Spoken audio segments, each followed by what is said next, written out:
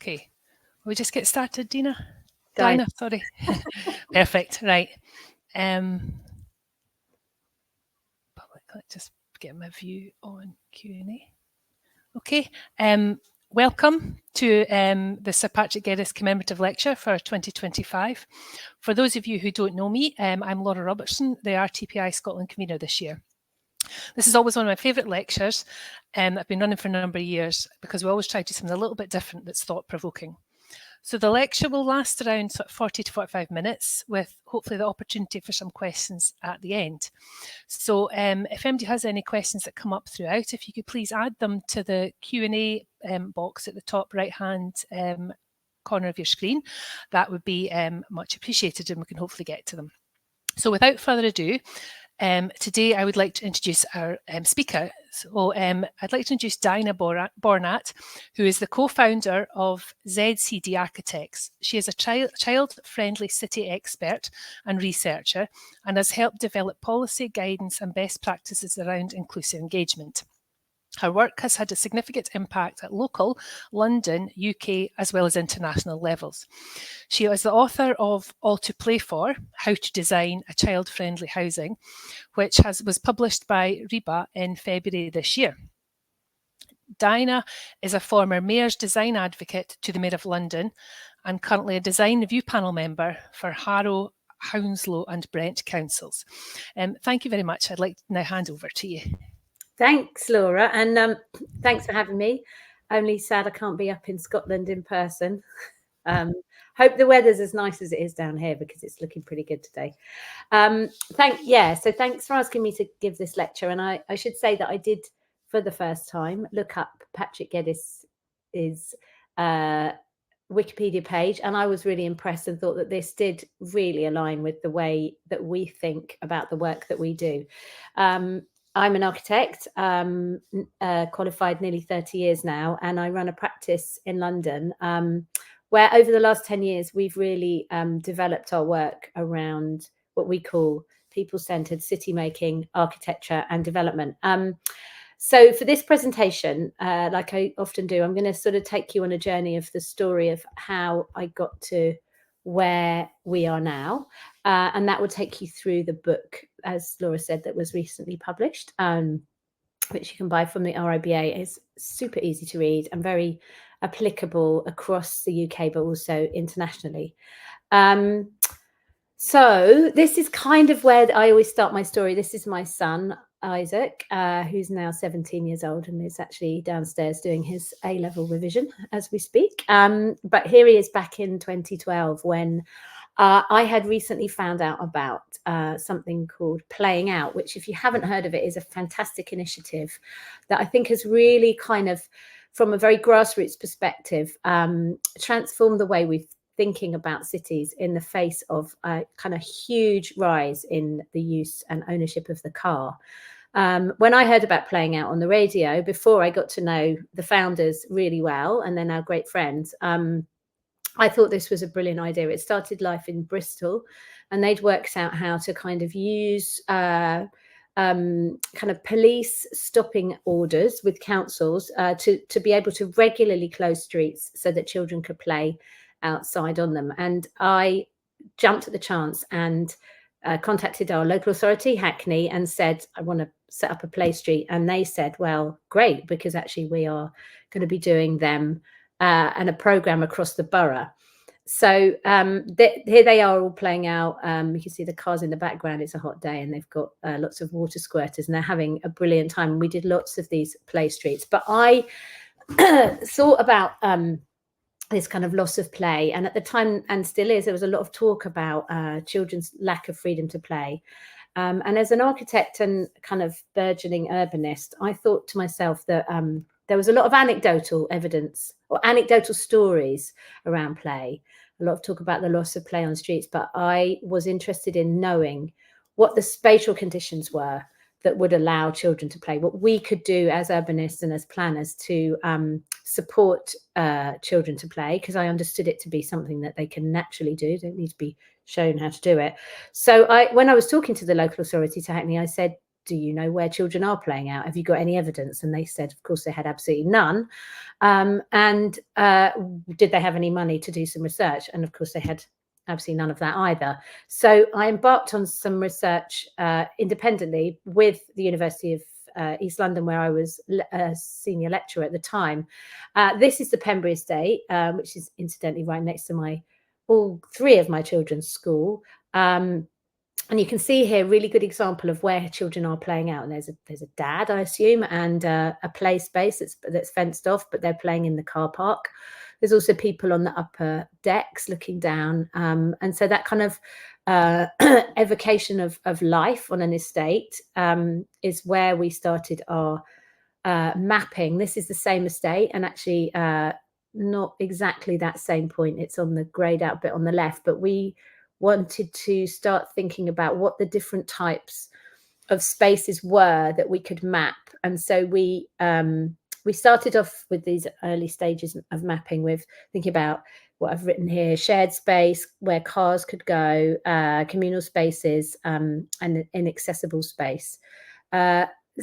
Alongside that, we were basically doing something which I'm sure would have been close to Patrick Geddes's heart and was developed from Jan Gale's way of working, which is to look at the people that were using that space, what age they were, how long they spent in the space, whether they were in a group or alone, which allowed us to find out where children were playing out without parents kind of visibly present, and then the activity that they were carrying out. And this is very much from Jan Gale's methodology.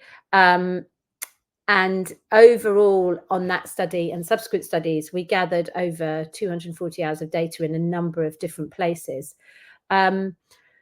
That particular study led to us getting some money, and from Homes England, who you probably know fund the social housing grants across England, not London, but so the study that we carried out was looking at mostly estates across England. But we then built that up to look at some places in Wales as well, using the place efficiency studies that have been carried out there, which I mention because I know that in Scotland also the place efficiency duty has been adopted, not yet in England. So the work got more interest, and this is it being published in the Architects Journal.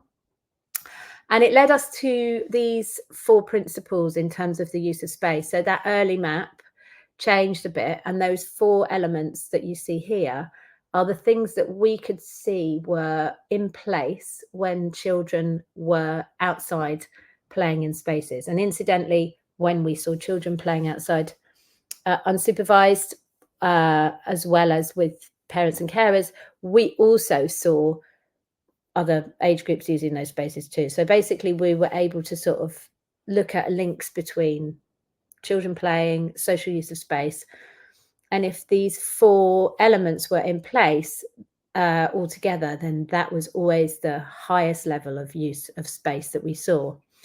And since we've done those studies, we've been in many, many conversations with residents and looked at other estates and found that these 4 things are consistent with social use of space and play. So they are whether that space is well overlooked, and by that we mean by people, not just by windows. So things like balconies and deck access really contribute to overlooking. Whether the space is car free, as you could see in that first photograph, doesn't have to be fully car free, but it needs to be significantly traffic calmed, and so not be a through road. Whether the space is directly accessible from a home, so that means you don't have to cross a road. That's really important. You can just come out of your front door or your back door into that space. And whether there's a series of connected spaces, so not just one space, but a series of places that children can move around in between and get around their development. If all 4 of those are in place, we colour those with a heat mapping colour to indicate that they have scored 8 points out of the available 8, so 2 per element. And you can see on this map of De Beauvoir Estate in Hackney, where we carried out our 3rd study, that the space that's the most warm, that's the most red, is the one that's the most well used by children. So we were doing observational work and mapping and talking to children from the local primary school, and together we could put all of that information together and start to see where the cooler spaces are less well used, feel less safe, less available for social use and play, and then the warmer spaces the best well used. So this is really helpful for the housing supply program in Hackney on this piece of on this estate, where they were looking at infill development and where to put that infill development and where to kind of improve connections through the estate. So mapping like this, conversations with children and young people and residents, brings together a kind of systematic approach to looking at housing from the perspective of children primarily being the kind of one of the most important users of these spaces. This was great for us because it kind of did exactly what we intended it to do, which was to sort of raise our profile around housing. And we secured our first project on a housing development by Catalyst, now Peabody, which was for 19 homes around a communal garden. So we really applied these principles in terms of the relationship between the homes and the shared space, and thought really hard about where to put the cars. So they are tucked under the homes in these carports that you can see at the front, to the left of the front door, and the window to the side of that, or the right of the front doors. And then at the rear, a shared communal garden, which we, again, thought really carefully about that relationship between the private space and the home, keeping the boundaries appropriate, so low into that shared space, so that children, young children and their seated parents can see into the space, but also good sight lines through the home from the kitchen and into the street.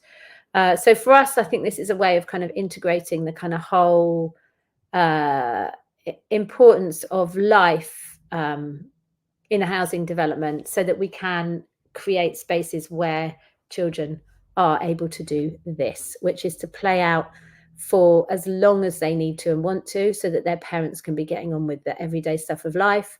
The kind of idea that play should just be when the parents have time to take them to a playground. You only need to speak to parents, as we did to the mum of these two boys, to understand that even when she lived across the road from a playground, she just didn't have time to sit and watch them in that playground. So they would get really sad and frustrated at home when they moved into this development. They could just spill out as soon as they got home. She says they're just outside all the time. And that's what keeps them happy, meeting their other friends and neighbours. So over the 10 years of the work that we've done, which there's lots more of, I was really encouraged to put all of this into a book. And this is a book, which I mentioned at the beginning. It's called All to Play For. And the RBA didn't seem to be at all worried about the fact that it has the same name as Rishi Sunak's biography. And it seems to be selling really well. Perhaps it's got something to do with him, but I think it's probably because it's a really important book. And it's not just about what we do, but it's about an approach that I know is really important, really taken seriously more and more, I think, in terms of the huge amount of kind of housing need that we've got in the UK, and is kind of a combination of a number of things. So it's the chapters unfold to tell a story, starting in chapter 1 of a kind of approach to housing, landscape design and sort of policy, sort of ends with where we are now. But then the following chapters look at the mapping, participation, and then some case studies. So just going back to that first image really of my son playing out on the street, this is a photograph which for me I think sums up the kind of what we've lost, and is the kind of often the conversation around playing out is about this space outside our front doors on the street that used to be, and certainly when I was a child in the 1970s when this photograph was taken, this used to be quite common. So there were far fewer cars on the street. There was space for children to be outside and to be playing in different ways, and adults didn't need to be supervising them. It's a very normal and natural way for our species to behave, but we've lost that space, and it's really critical from the perspective of a child's development, but also their kind of health and happiness in the here and now. And we know the impact that that's had on them during COVID. That's without even thinking about education, but just this time and space to be outside, which interestingly for children, 85% of their waking hours is spent not at school, makes you realize how important that space is to them. And I think this photograph I come back to it again and again, because what it shows is not, I think, a family, but it shows a number of children outside. It shows that kind of mixing of genders and ages and a way of playing, albeit without very much nature, where those children are deciding what to do and how to do it. When we think about play from a playground perspective, it's very different to this. So this is an important element of their lives that we have taken away from them by supplanting that space with cars. Chapter 2 looks at what happens when we don't do that. So it looks back at generations who've lived on housing estates that were built around the same time, and the experiences of people who've lived on those spaces where the cars are out of the way. So I love this quote from the case study written by Joe McCafferty and Rachel Stevenson about the Highgate Newtown, or the White Flats in London, where it says the shared entrances mean you constantly have chance encounters with your immediate neighbours. When taking in post or taking out the bins, you can sit just outside your home and still be part of the street. As neighbours walked past, they would nearly always remark, "Aren't we lucky?" I think that is a kind of an evocation of what it's like from an adult's perspective, but also see on the photograph the children sitting outside, one of many games that you could photograph them playing, and the way in which they meet and interact with each other is really powerful. And anybody who's grown up or had their kids grow up in this situation can talk to this wherever they come from. From a design and layout perspective, it's if you can look at the section at the top, you can see that the cars are underneath the homes, utilizing that kind of change in level in Highgate, where you can kind of bury them underneath, and that frees up the ground floor space to be a series of walkways, which actually the play space is used very little, but it's the spaces in between the doorsteps that are so critical for that kind of community glue. So in the same chapter, this is where I start to explain how to carry out the heat mapping and what power it has in terms of kind of being systematic about space. In all the chapters, it includes stories from residents about what it's like to live there. And this is the Christchurch estate, which is near me in Hackney. These are very low density estates in chapter 2. So it's looking back at what we were building in the 1970s, but still give us some really solid examples of what these spaces are like. So you can see here children playing out, and children playing out from a very young age. And again, giving parents that opportunity to just get on with their daily lives. And when you put that against the mapping of these spaces, they all score really, really well. On the left-hand side, you can see 4 warm red spaces and 1 quite light green one. That light green one isn't scoring very well with the criteria of those 4 elements that I explained before. It's never used, it's by the main road, and you'll never see a child playing on it. But the other 3 are heavily used and is really kind of a strong part of this community. So that's the left-hand map. Then the right-hand map is colouring in all the other spaces and seeing how they contribute to that network of spaces. Really interesting, that big green arc on the right is Victoria Park, which is one of the most popular parks in London, certainly in East London where we live. Those children technically, by adults' language, live on the doorstep of that park, but they won't be using it independently. The doorstep spaces, as you can see from the chalking and the play that's going on there, are the places that are most heavily used and are the most important. It's a little bit like that first slide of the mum, her sons, talking about how they don't have time to take them to the park. It's exactly the same if you live here. Chapter 3 brings in the way in which we talk to young people and children about space. And so this is a project in Tower Hamlets, Aberfeldy. We work on small but increasingly much larger projects. We're working in Earls Court, which I'll come to in a minute. And we look at how children and young people use space, and we talk to them at Earls Court now, and more so on our projects, together with adults. So we're really interested in this idea of intergenerational panels and intergenerational conversations. So this is a huge development site in London, and we want to make it the most inclusive new piece of public realm. There's lots and lots that you can read about this project online, and we're increasingly bringing more out from our inclusive safety toolkit. But also I just wanted to mention here how important it is to, when we're doing engagement, a bit like the mapping, to be really systematic about how we do things. So we are really keen to show the impact that children and young people and adults involvement in the project has had. So, for example, here, this is where we asked them for a series of recommendations. They came up with 35, checked them at the first review stage in February 2023, decided that 18 of those had been met, were evidenced in the master plan proposals, 17 had not been met. They then consolidated those all together into 18, checked again, 13 of them had been met. In the next review, a further 5 went on to be addressed by the design codes and written into future briefs around the management of the future place. So this is a very kind of systematic way of looking at and working together on the sites. But we also acknowledge, and I think really sort of deeply working with the community, the impact that they recognise that they're having on the master plan. So they can articulate. This is Neve here, who, when she started, was, I think, 14 or 15, has just turned 18. So has been heavily involved for the last sort of 3.5 years. I think having young people's voices in the room with adults has been incredibly powerful.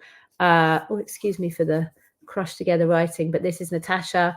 And she's, like all the others, articulating the impact that she thinks that her work's been able to have on the project and with the wider community. The last part of the book is a series of 10 contemporary case studies. So it was really important for the RIBA, and I'm pleased they encouraged me to do this, to think beyond the UK. And whilst I do apologise to everyone in Scotland, the UK examples are all in England. The rest of the case studies come from Denmark, Sweden, Holland, and Spain. So it's been really it's been a real pleasure to go to Europe and to have a look at these different schemes and to see the different ways in which the sort of child-friendly outcomes are achieved. So the case studies in the book, and there's 10 here plus an additional one, which I'm going to explain in a moment, are all heat mapped according to those principles. But what's also interesting, and I know this is a slide you probably can't read the detail of, is that we've looked at each of these good case studies, and we've also analysed them not only from their kind of the perspective of the heat map, so showing those 4 elements of whether the spaces are overlooked, car-free, directly accessible, or connected to another space, but we've also looked at them from a kind of efficiency perspective, looking at the kind of the shared space quantity per home, but also looking at the relationship between external space and vehicular access. And that's really, really important. So this is, and could really be anywhere, this scheme on the left is a major house builder scheme, and it's probably really familiar to any of you working in planning in Scotland or right across the UK. And on the right hand side is Portloop in Birmingham. Portloop is an interesting scheme by Urban Splash, where the developer decided to open up all the back gardens. So it's, in some ways, it's really like a very traditional terraced scheme. what we're calling a perimeter block. All of the schemes that I've looked at are the perimeter block type. So in some respects, it's fairly traditional, although it has got more green space, as you can see, compared to the house builder scheme. But the major difference, I think, between the house builder scheme and Portloop, or the major differences are really obvious to see. First of all, the density. So the Portloop scheme is pretty much twice the density of the house builder scheme.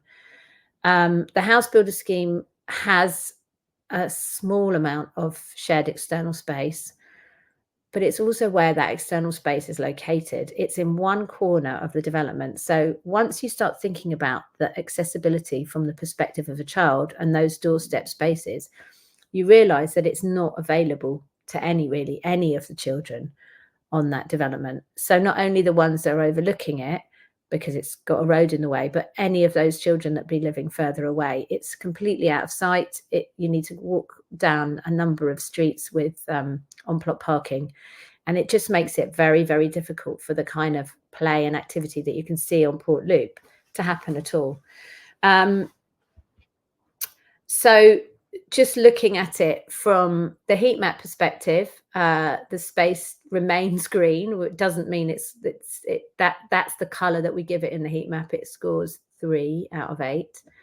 And it has a very low quantity of shared open space per home. So 18 square meters, probably just about okay to meet the Fields in Trust guidelines.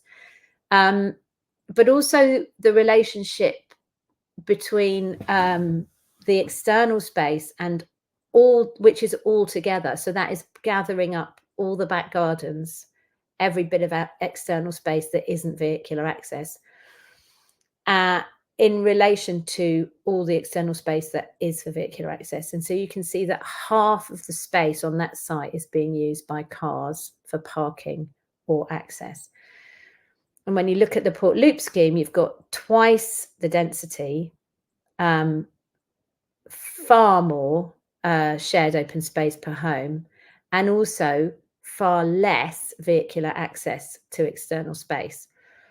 And so from our point of view, bringing all of this information together, coming at housing from a much more systematic approach, is a kind of no-brainer.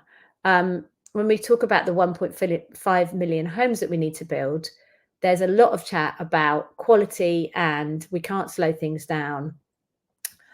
And I think what we need to be doing is having a very grown-up conversation about all of those things being important.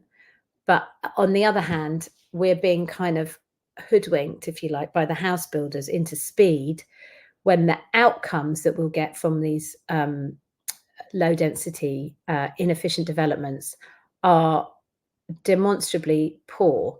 So we won't have children playing out. We won't be able to kind of contribute to healthy, happy lifestyles, and we won't be producing as much housing as we need. So all in all, I think it's a kind of absolutely simple way of joining together what Patrick Geddes would have been talking about, which is the kind of lived experience and the kind of everyday outcomes that we want, the stories that we want to hear about what life is like, with an approach to laying out housing from a town planning perspective. Back to the stories then. So what I like about what I heard from people in the book when I went to visit these places is that even if you don't have children, which this resident doesn't, she really still enjoys the fact that this space exists and you can come together with your neighbours. And also she said it means she doesn't, although obviously it's on the service charge, she doesn't have to do a lot of gardening. She has her patio, she can sit outside, she can do what she wants there, and the rest of the garden is great for kids to play out in. It means for the mum here, who's a single parent with an only child, her son has a kind of ready-made family. That was really important for her. She didn't want him to be isolated on her own.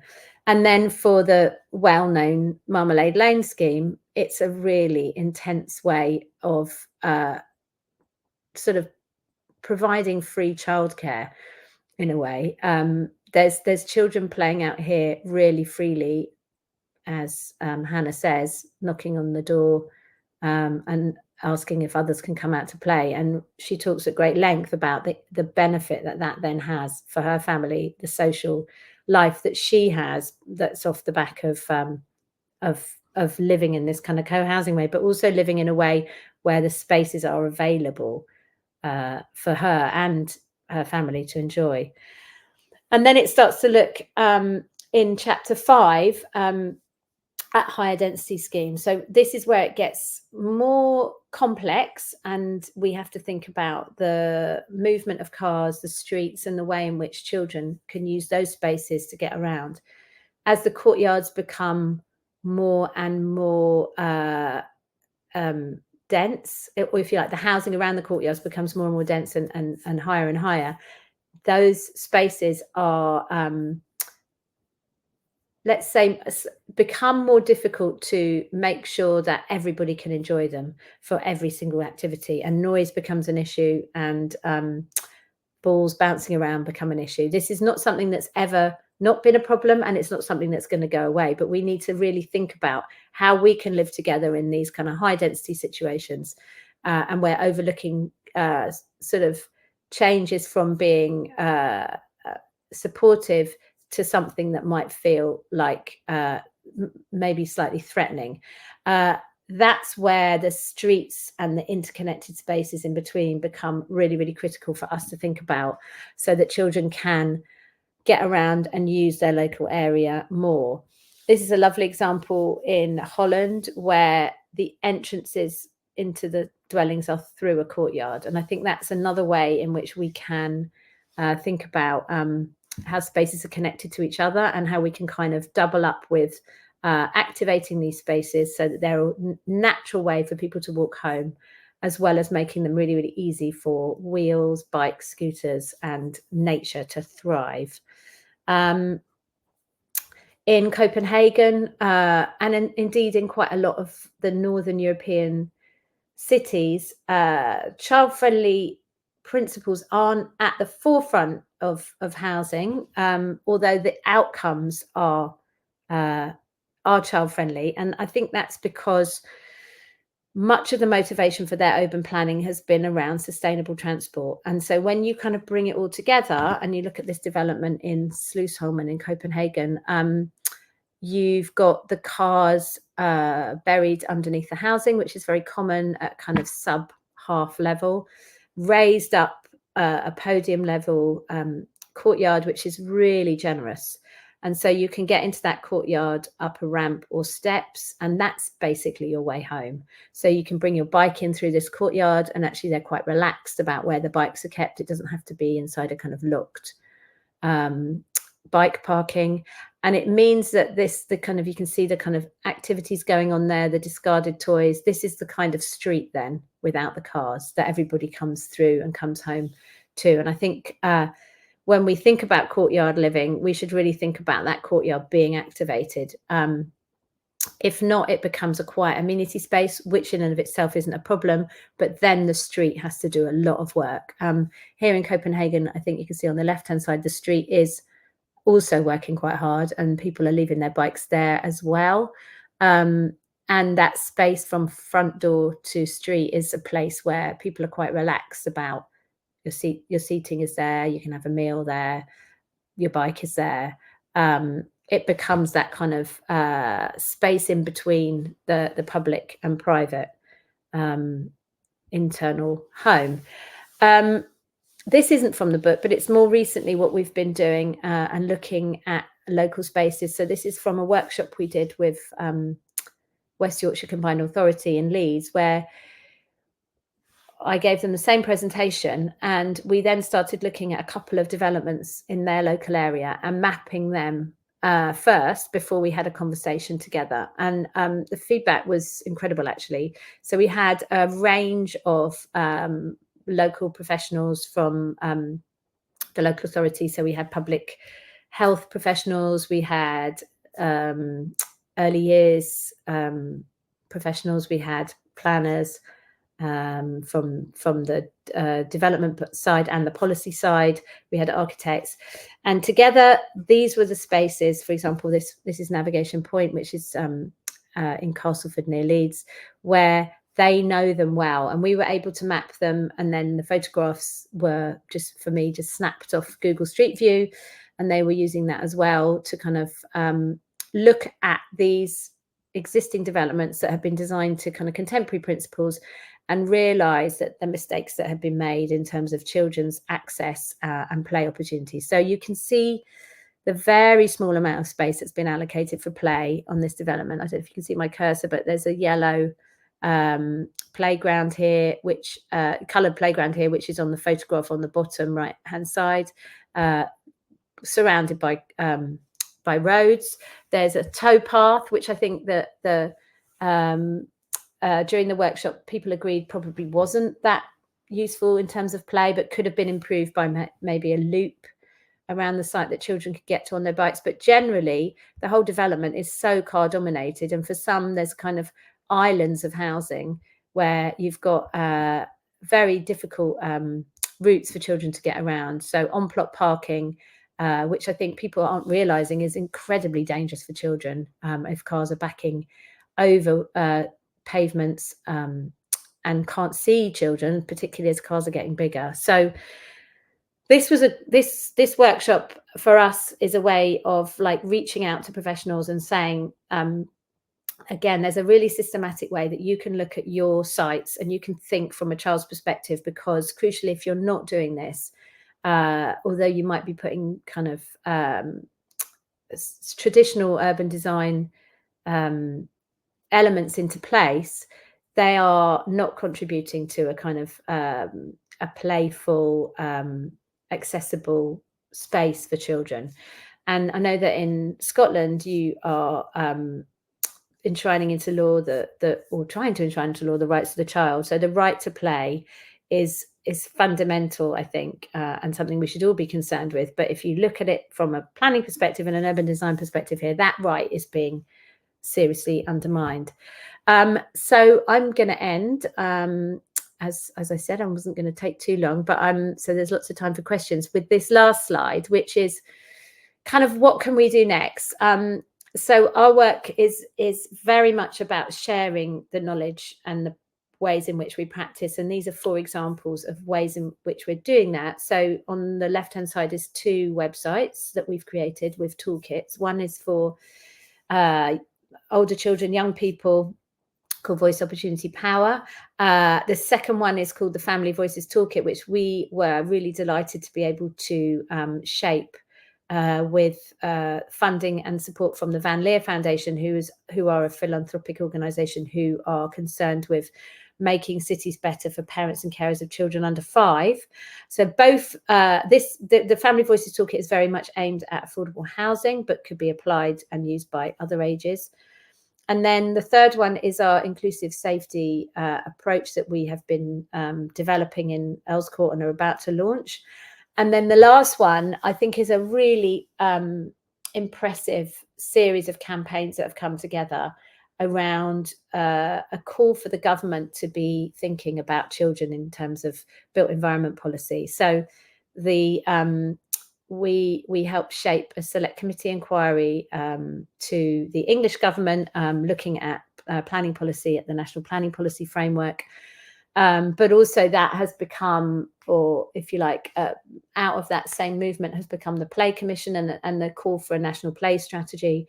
So I think that very much in this work, our approach is quite central, and our kind of way of advocating for this, the importance in any sphere of thinking about children and young people, of joining that together with housing and with kind of broadening that across all departments, is what we're about.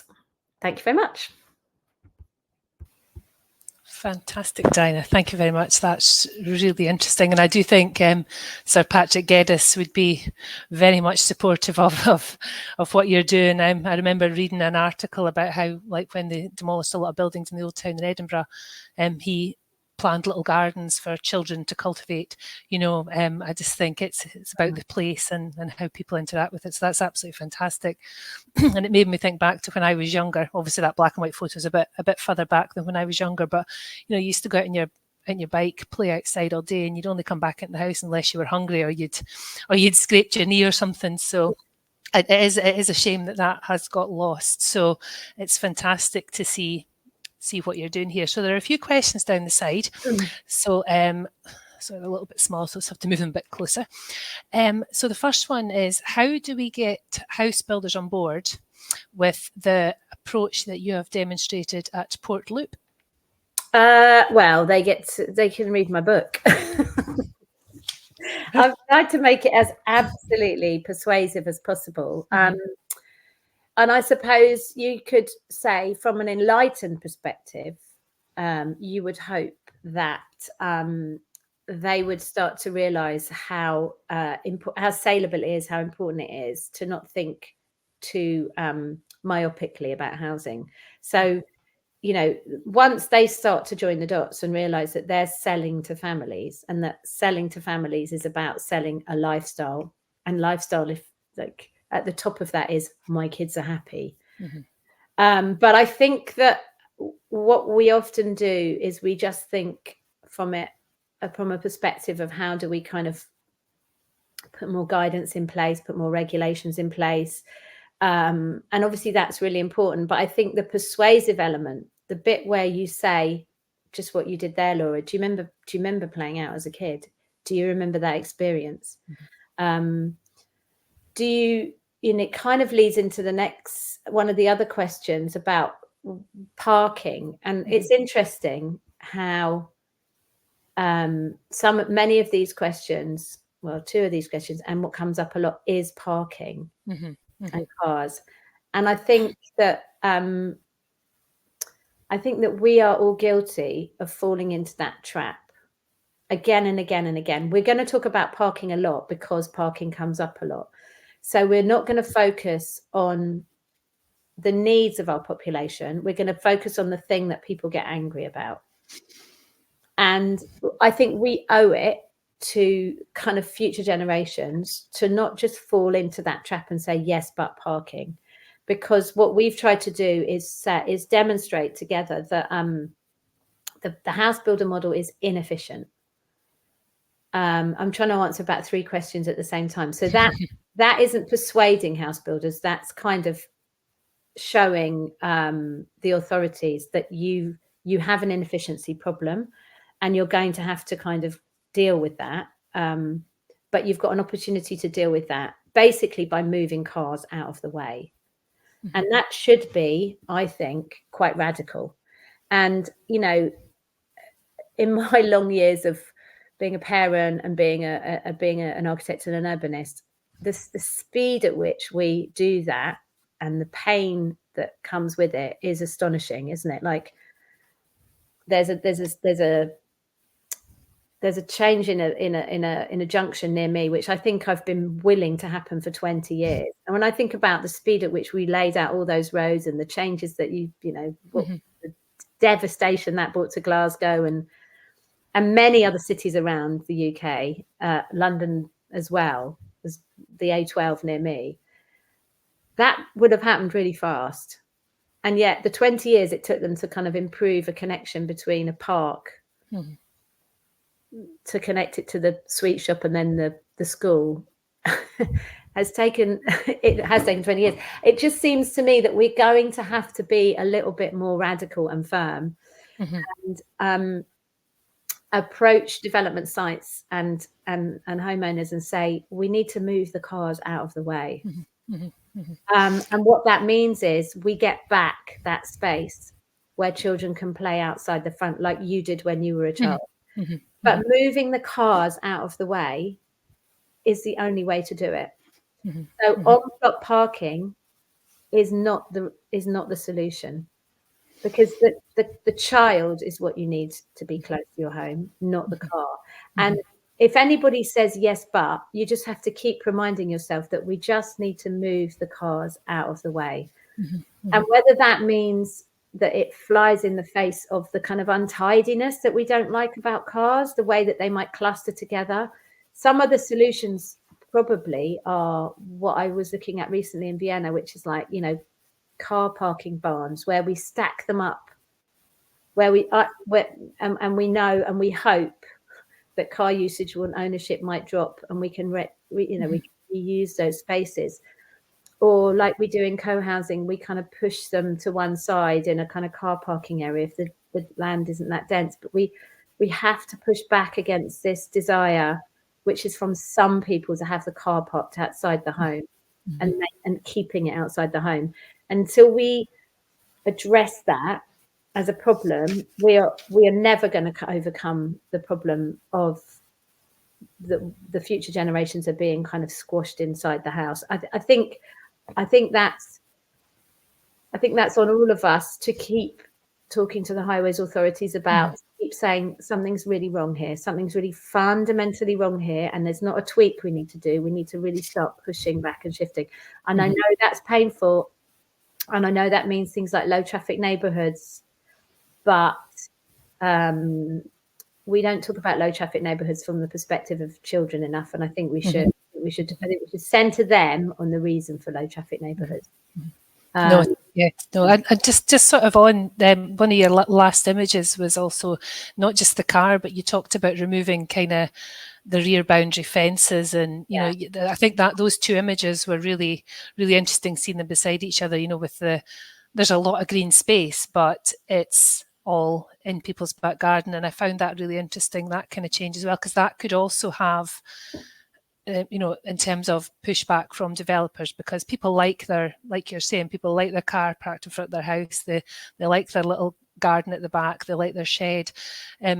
Has there been a lot of in that one you showed? Was there any sort of pushback on that, or no? It was really popular, and I think the problem is when we just to kind of like to be the other way around. I think when we start with, but people like their back garden, people like their car, and people like their shed, then we're stuck in a really binary mindset.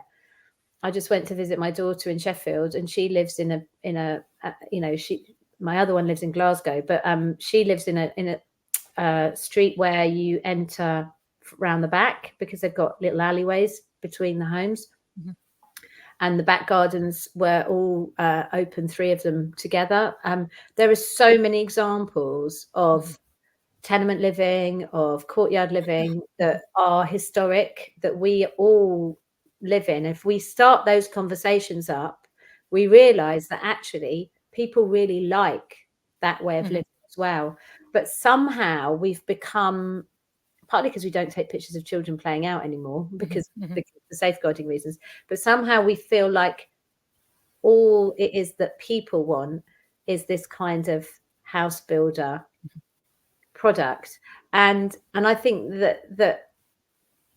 that's a mistake that we're making, because when we don't look at what people actually live with, and we find those stories and we speak to them and we find those places, we realize that actually across the UK there's a really rich tradition of tenements and courtyards and sharing spaces where people value those spaces so highly. We need to really kind of keep telling those stories. But every time a house builder says, yes, but this is what people want, we say it isn't. Yeah, and I suppose like also just it made me think back there to during COVID, when you weren't allowed into people's houses, but people were sitting out in their front gardens, having get-togethers and things, when you were able to do that. So that's almost using the space as you're kind of showing, but it was done because they were kind of almost forced to, and actually saw the benefit in it. And anybody who lived in a courtyard development with a shared space will tell you from that period that they were using that space, and it was the absolute lifeline for them. So those of us who have the sort of traditional back gardens in the street suddenly saw the benefit of the street. But there was a whole load of people that had that space ready for them, and they were so grateful for it. And again, we need to kind of draw those stories out, I think, because we won't design them in if we don't. No, that's, yeah, totally. Thank you. Yeah. I quite like this question. Can you say something about the needs of different ages of children? Obviously, it's quite informal play you're talking about, but Yeah. play for a 2-year-old and what they can do is very different from a 14-year-old. So how do you kind of almost successfully get spaces for all sort of ages of children? I think that's a brilliant question, and one that I think we sometimes the answer to that question is sometimes wrong because people say people will, or designers will put in equipment. They'll say this is for a 2-year-old, this is for a 14-year-old, blah blah blah, and I say to them, what do you think is going to happen in this space? Mm-hmm. And when you start to unpick that, so I'm trying to kind of get the London plan and the kind of UK wide Fields in Trust guidance to really rethink how we as parents and how children use space.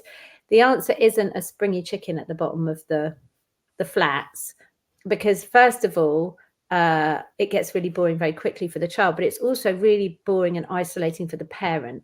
So really thinking about low density and high density development, and whether that 2-year-old can just play outside the back door and chalk, or whether that 2-year-old in a very high density situation and the parent needs to be kind of with other parents and less isolated in more of a kind of like fancy playground with lots of shade and all the, because they're having to come outside their house and make a journey to it. And so never kind of assuming that just if you've kind of ticked the box by putting the springy chicken there, that therefore the 2-year-old's going to be okay and the parent is going to be okay.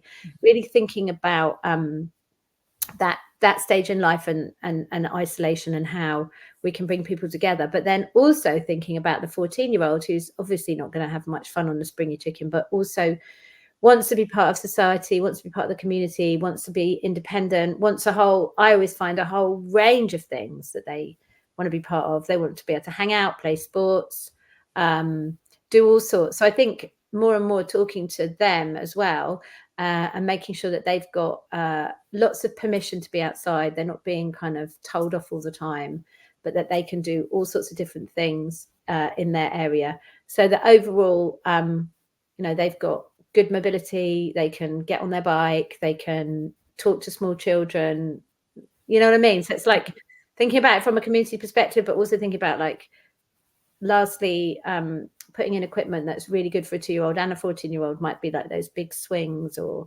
that they might use at different times of day. So there's lots of ways that we can be doing that isn't quite just about putting in fixed equipment. Yeah, no, I totally understand. Yes.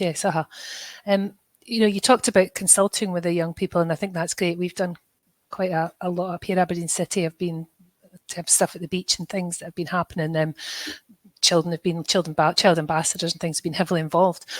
What was some of the best? Was there a really standout consultation you carried out that you were just like, it was just, and the difference it made to the community, or just are they all different?